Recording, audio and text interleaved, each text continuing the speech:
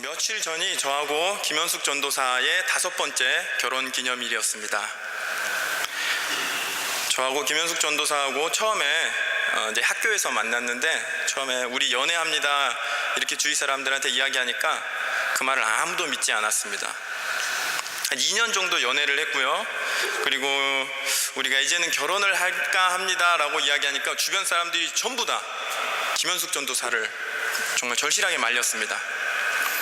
심지어 결혼식 전날 밤에 김현숙 전도사 어머니 아니고 저희 어머니가 결혼식 전날 밤에 자기 며느리 될 사람을 데려다 놓고, 얘야 지금이라도 늦지 않았다, 네가 이건 아니다 싶으면 지금이라도 취소할 수 있다, 난 괜찮다, 이렇게 말씀하셨습니다.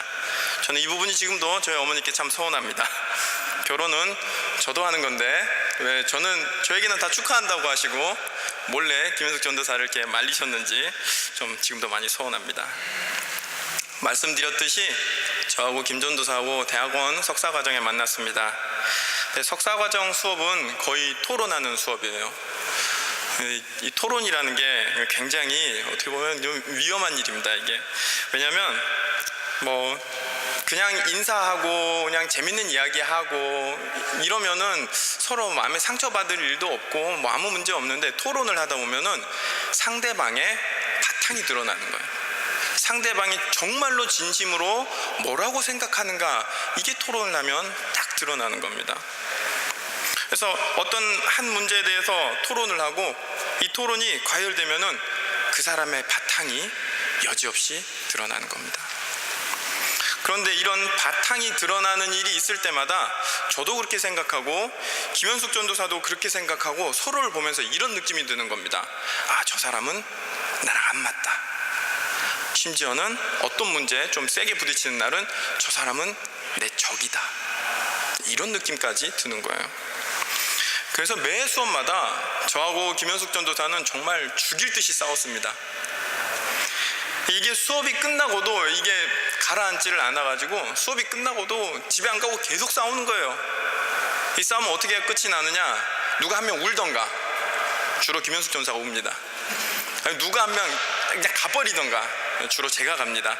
이렇게 해야만 이 싸움이, 이 토론이 끝이 나는 겁니다. 이게 이해관계, 돈 문제, 이런 문제라면은 차라리 내가 좀 손해보고 말지, 이렇게 할 수가 있는데, 이게 그런 문제가 아니고 신앙의 문제고 신학의 문제다 보니까 이게 양보가 안 되는 거예요, 서로. 그래서 제가 야면 김현숙 전도사는 무조건 나인입니다.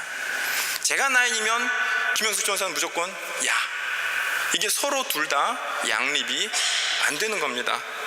그래서 도저히 저것을 인정할 수가 없다. 이런 2년의 시간을 겪으면서 저하고 김현숙 전도사가 아주 간접적으로 종교전쟁이란 이런 게 아니었을까, 그런 생각을 했습니다. 그렇게 2년을 싸웠습니다. 지독하게 서로에게 굉장히 의도적이고 굉장히 잔인하게 상처 주면서 2년을 같이 학교를 다니며 싸웠습니다. 그리고 나서 결혼을 하겠습니다 라고 하니까 주변 사람들이 전부 김현숙 전도사를 말리죠. 저는 안 말렸습니다. 사람들이. 결혼하고 나서도 첫째 해 그리고 둘째 해는 정말 많이 싸웠습니다. 이게 신학의 문제가 아니라 생활의 문제까지도 이제는 부딪히기 시작하는 거예요. 같이 사니까 정말 지구가 멸망할 것 같이 싸웠습니다. 싸우다 지쳐서 제가 김현숙 전도사가 저한테 물었습니다. 당신 이럴 거면 왜 나랑 결혼했느냐, 나랑 이렇게 안 맞는 거 알면서 왜 나랑 결혼했느냐. 그럼 제가 김현숙 전도사한테 뭐라고 하겠습니까? 제가 할 말은 이거 하나밖에 없어요. 당신을 사랑하니까.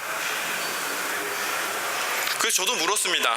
그러는 너는 왜 나랑 결혼했느냐, 나랑 계속 이렇게 싸울 거 알면서 왜 나랑 결혼했느냐. 김현숙 전도사 저한테 뭐라고 대답했겠습니까? 결혼하면 안 그럴 줄 알았지. 3년째 되면서부터는 별로 싸울 일이 안 생겼습니다. 이제 서로 이해가 되기 시작하는 거죠. 용납이 되기 시작하는 거고, 서로의 신앙이 이제 궁금해지기 시작해요. 아, 저거는 저 안엔 또 어떤 내용이 있을까, 저것은 무엇일까, 서로에 대한 신앙이 궁금해지고 그것을 경험해보고 싶다는 생각까지 들기 시작합니다. 지금은 서로의 신앙을 굉장히 존중해주는 그런 정도에 이르렀고요. 결국에는 당신 신앙이 내 신앙이고 내 신앙이 당신 신앙입니다. 이런 결론에 이를 것 같은데 그때가 언제 올지는 아직 잘 모르겠습니다. 제가 지난 18일에서 21일까지 키르시하임에서 있었던 코스타라는 유학생 수련회를 다녀왔습니다. 이번에 한 650명 정도 모였는데요.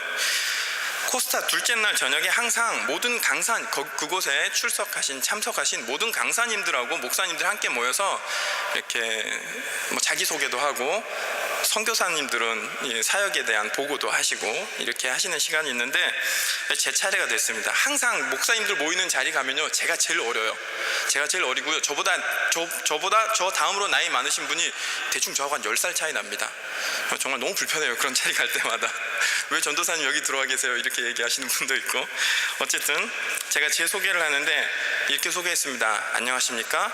저는 벨린 한인교회에서 청년을 담당하고 있는 정효진 목사입니다. 저희 담임 목사님은 기독교 장로교 목사님이시고 저는 침례교 목사입니다. 그리고 저는 기독교 장로교 전도사와 함께 살고 있습니다. 신앙의 성향으로 보자면 이 끝 저 끝이지만 들어가고 나간 부분이 딱 맞아서 함께함이 조화롭습니다. 그곳에 모인 수많은 목사님들, 선교사님들, 각기 다른 교단과 많은 지역에서 오신 그분들이 고개를 끄덕끄덕 하시는 것을 제가 보았습니다. 여러분, 이건 저에게 있어서 정말 엄청난 변화입니다. 제가 처음에 김현숙 전도사 만났을 때 저는 분명히 이렇게 판단했습니다. 저 사람은 내 적이다. 물론 김현숙 전도사도 그랬을 거예요. 그런데 지금 제가 설교하는 이 자리에 서서 녹화도 되고 있고 유튜브에 검색하면 언제든지 나오는 이 설교하는 자리에서 제가 이렇게 말합니다. 함께함이 조화롭습니다. 여러분, 이 변화가 무엇 때문에 생겼다고 생각하십니까? 그 이유에 대해서는 아까도 말씀드렸듯이 저는 이거밖에 이야기할 수가 없습니다. 그것은 제가 김현숙 전도사를 사랑하기 때문입니다. 저는 오늘 여러분에게 사랑에 대해 이야기하고자 합니다. 사랑에 대해서는 여러 가지 테마가 있습니다만은 저는 오늘 여러분에게 사랑에 대한 3가지 테마를 이야기하려고 합니다. 첫 번째, 누구를 사랑할 것인가? 두 번째, 어떻게 사랑할 것인가? 그리고 마지막, 사랑의 결과는 무엇인가? 이 3가지 테마에 대해서 이야기할까 합니다. 제가 미리 사랑의 결과에 대해서 말씀드리자면 그것은 기적입니다. 사랑은 사랑한다는 그 자체로 기적이고 그 결과도 기적입니다. 그리고 그 기적은 사실은 예수 그리스도를 통해 이미 일어난 일이고 그리고 우리 삶 가운데 앞으로도 계속 일어나야만 하는 일입니다. 제가 무엇을 사랑할까라는 질문을 제 스스로에게 던지다가 한 가지 놀라운 사랑을 발견했습니다. 예수 그리스도께서 우리를 사랑하셨던 그 사랑의 개념과 완전히 반대되는 사랑의 새로운 형태가 있더라는 겁니다. 사랑은 본질적으로 두 존재 사이의 관계를 이야기하는 겁니다. 내가 누군가를, 내가 무언가를 사랑하는 거죠. 그런데 어떤 사랑은 그런 본질적인 관계성이 전혀 없는 사랑이 있더라는 겁니다. 그것은 바로 자기 자신을 사랑하는 겁니다. 여러분, 사랑이라는 것이 무엇입니까? 그것은 자기가 사랑하는 것을 앞에 두는 겁니다. 사랑은 자기 자신보다 자기가 사랑하는 사람을 더 중요하게 생각하는 겁니다. 사랑의 대상을 위하여 결국 자기 자신을 포기하는 것, 그것이 사랑입니다. 그런데 여러분, 자기 자신을 사랑하는 사람에게는 대단히 중요한 그 무언가가 없습니다. 사랑의 핵심이라고 말할 수 있는 그게 없어요. 그게 뭐냐면 바로 희생이라는 겁니다. 여러분, 제가 굉장히 알아듣기 쉽게 희생에 대해서 정의해 드릴게요. 희생은 아주 간단히 말하면요, 내가 손해를 보았고 그 손해가 회복되지 않는다. 내가 상처를 받았고 그 상처가 치유되지 않는다. 이것이 희생입니다. 디모데후서 3장 2절에서 5절까지 바울은 말세에 대해 이야기하면서 이런 진술을 합니다. 사람들은 자기를 사랑하며 돈을 사랑하며 뽐내며 교만하며 하나님을 모독하며 부모에게 순종하지 않으며 감사할 줄 모르며 불경스러우며 무정하며 원한을 풀지 아니하며 비방하며 절제가 없으며 난폭하며 선을 좋아하지 않으며 배신하며 무모하며 자만하며 하나님보다 쾌락을 더 사랑하며 겉으로는 경건하게 보이나 경건의 능력은 부인할 것입니다. 그대는 이런 사람들을 멀리 하십시오. 바울은 디모데에게 보내는 이 편지에서 잘못된 세 가지 사랑의 대상을 이야기합니다. 첫 번째는 자기 자신을 사랑하는 것이고, 두 번째는 돈을 사랑하는 것이고, 마지막으로 쾌락을 사랑하는 것입니다. 바울은 디모데에게 이 세 가지를 사랑하는 사람을 가까이 하지 말라고 이야기합니다. 하지만 저는 오늘 여러분에게 이렇게 이야기하고 싶습니다.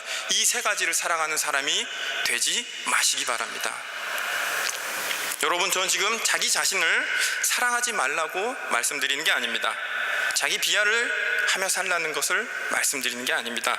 다만 자기 자신을, 그리고 자기 자신을 위한 것을 가장 사랑하는 사람, 그리고 그 사랑을 다른 사랑들보다 가장 앞에 놓는 그 사람은 결코 예수 그리스도의 사랑을 그 삶 가운데 실천할 수 없다는 말입니다. 여러분, 주님의 이름으로 이 말씀을 전합니다. 회복되지 않을 손해를 입힌 사람, 치유되지 않을 상처를 입힌 사람, 그 사람들을 사랑하시기를 축원합니다. 자, 두 번째 테마, 어떻게 사랑할 것인가에 대해서는 모르는 사람이 없습니다.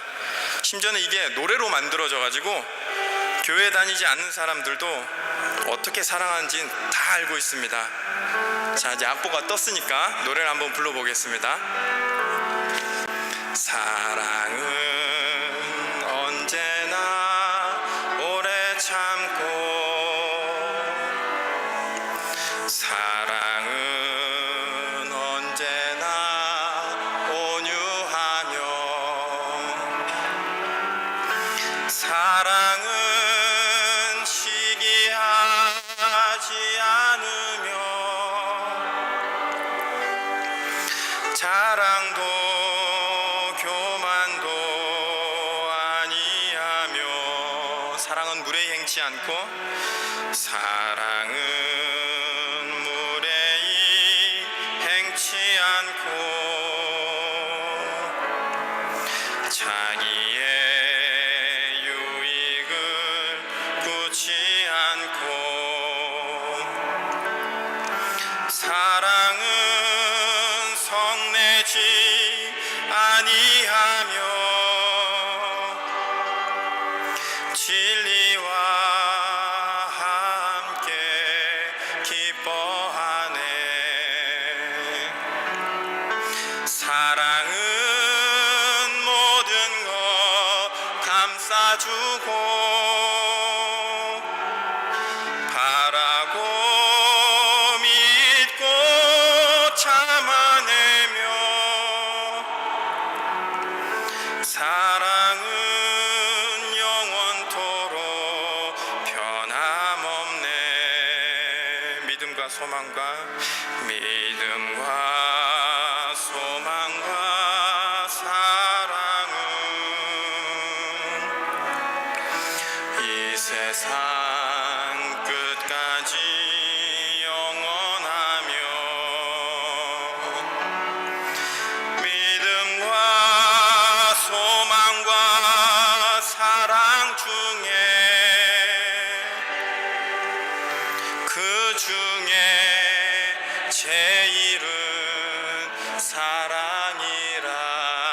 그 중에 제일은, 그 중에 제일은 사랑이라.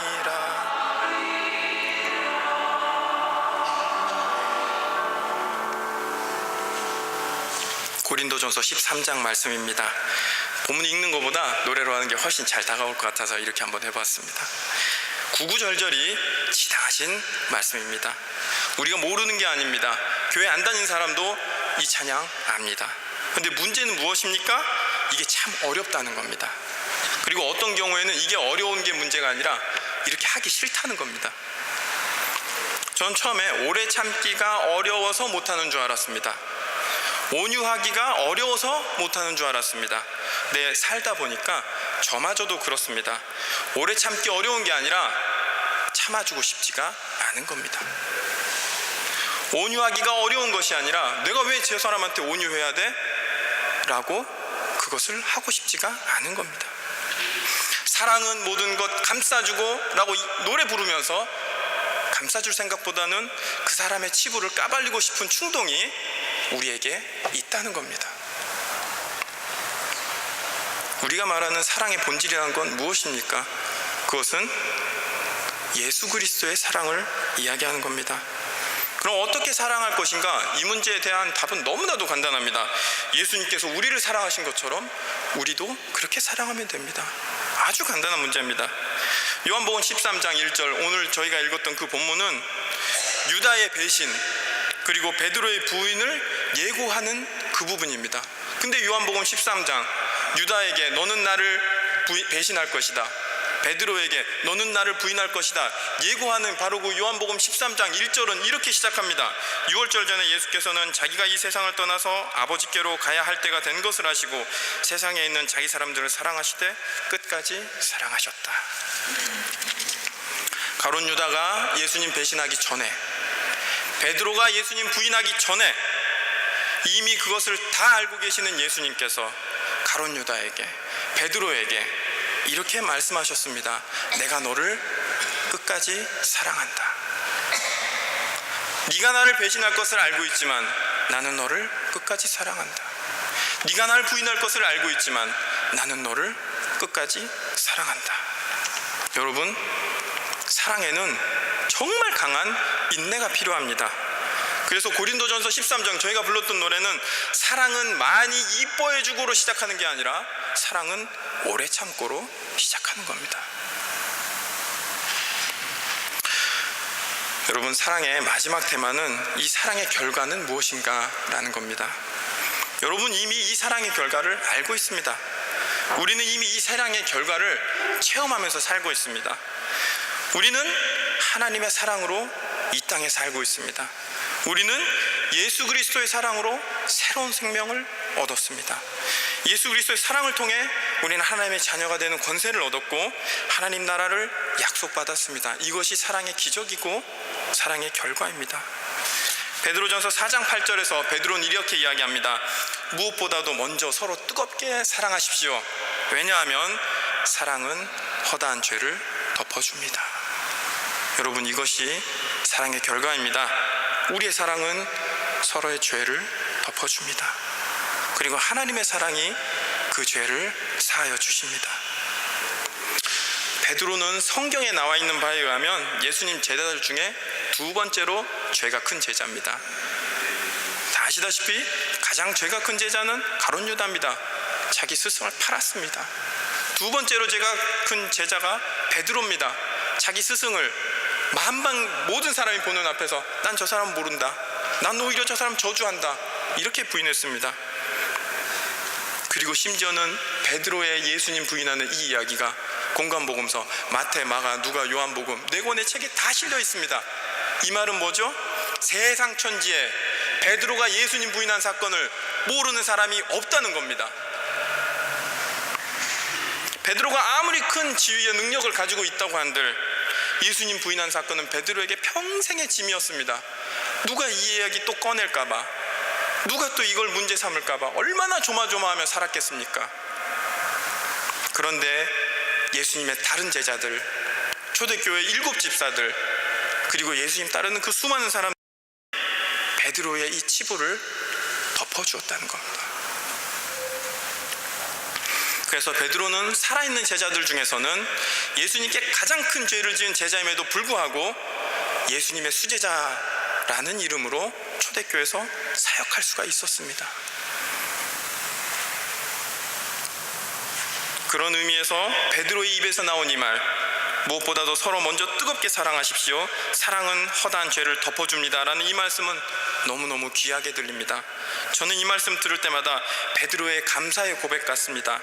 저를 뜨겁게 사랑해 주시고 저의 죄를 덮어주셔서 감사합니다 라고 베드로 말하는 것 같습니다.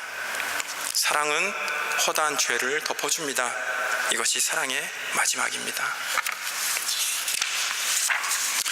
제가 마지막으로 이 사랑이라는 행위에 한 가지 좀 중요한 요소를 더 이렇게 좀 연결시키고 싶습니다. 지금 사랑이란 말이 참 흔한 시대예요. 제가 처음에 독일에 왔을 때 독일어 가르쳤던 선생님께서 저에게 이렇게 말씀하셨어요.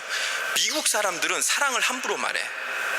근데 미국 사람들이 말하는 love하고 우리의 live는 완전히 틀려.